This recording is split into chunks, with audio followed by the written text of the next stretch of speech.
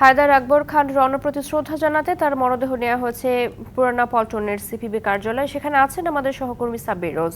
কথা বলবো তার সাথে। রোজ, প্রয়াত হায়দার আকবর খান রণর সহকর্মীরা যারা এসেছেন শ্রদ্ধা জানাতে, কি বলছেন তারা? চৈতি, আমি আছি সিপিবির কেন্দ্রীয় কার্যালয় পল্টনের মুক্তিভবনে। তো এখানে আপনি দেখতে পাচ্ছেন আমার পেছনে হায়দার আকবর খান রণর মরদেহ লাল পতাকা জড়িয়ে রাখা হয়েছে। এখানে বিভিন্ন সংগঠনের এবং সিপিবির সংশ্লিষ্ট যারা আছে তারা শ্রদ্ধা জানাচ্ছে, ফুল দিয়ে শ্রদ্ধা জানাচ্ছে। কেউ সারা দেশের বিভিন্ন প্রান্ত থেকে দলের বিভিন্ন কর্মীরা এসেছেন।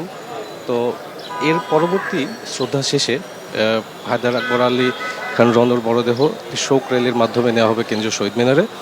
সেখানে এই বীর মুক্তিযোদ্ধাকে গার্ড অব অনার শেষে সর্বসাধারণের জন্য শ্রদ্ধার জন্য উন্মুক্ত করে দেওয়া হবে এবং এর পরবর্তীতে বাদ জোহর ঢাকা বিশ্ববিদ্যালয় কেন্দ্রীয় মসজিদে তার জানাজা অনুষ্ঠিত হবে এবং এর পরবর্তীতে বনানী কবরস্থানে তাকে দাফন করা হবে। আমরা এমনটি জেনেছি তাদের পরিবারের কাছ থেকে এবং সিপিবির যে নেতাকর্মীরা এসেছেন তাদের কাছ থেকে।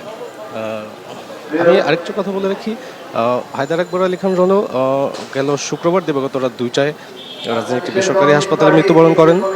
কিন্তু আজ দাফন এবং জানাজা হওয়ার পেছনে যে কারণটি তার স্বজনরা জানিয়েছে যে তার ছেলে বিদেশে বাইরে থাকার কারণে তারা আসতে যে সময়টুকু নিয়েছি তার জন্য আজকে জানাজা সম্পন্ন হবে। আমরা সিপিবির বিভিন্ন নেতাকর্মীর সাথে কথা বলেছি, তারা বলেছে যে এই নেতা হায়দার আকবর আলী খান রণকে তারা হারিয়ে তাদের যে ঘাটতি রয়েছে এবং সেই ঘাটতি তারা তার জীবন আদর্শের মাধ্যমে কুলিয়ে উঠবে এবং হায়দার আকবর আলী খান রণ 1942 সালের 31শে আগস্ট অবিভক্ত তখনকার কলকাতা, যেটা এখন নড়াইলের জন্মগ্রহণ করেন এবং এই বীর মুক্তিযোদ্ধা 2010 সালে মতভিন্নতার কারণে কমিউনিস্ট পার্টিতে যোগদান করেন এবং 2012 সালে কমিউনিস্ট পার্টির উপদেষ্টা হিসেবে তাকে নিযুক্ত করা হয়। তো এই বীর মুক্তিযোদ্ধা কিছুদিন থেকে একটু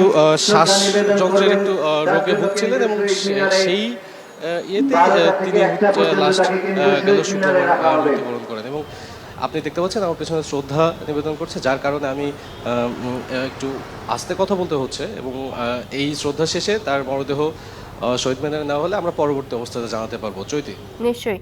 সাব্বির রোজ, ধন্যবাদ আপনাকে।